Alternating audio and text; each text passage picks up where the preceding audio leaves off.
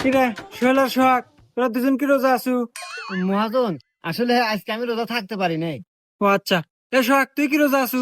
হ্যাঁ মালিক, আমি রোজা আছি। মাশাল্লাহ, যাক ভালো লাগলো। এই নে, এখানে 1,000 টাকা আছে, কাম শেষে বাড়ির নাকি ইফতার নিয়ে যাইস। ঠিক আছে মালিক। আচ্ছা, তাইলে দুইজন ভালোভাবে কাজ কর।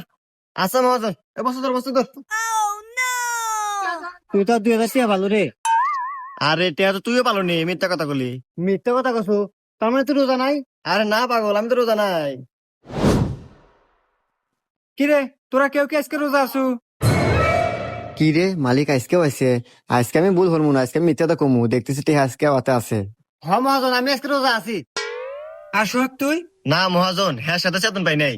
ও আচ্ছা, তাইলে তুই এক কাজ কর, বাসায় যা, বাসায় যা, দেখ তোর ভাবি বিরিয়ানি রান্না করছে, যা খাওয়া দাওয়া করে আয়গা। আচ্ছা মহাজন, আমি আরই যাইতেছি। ধর ধর ধর।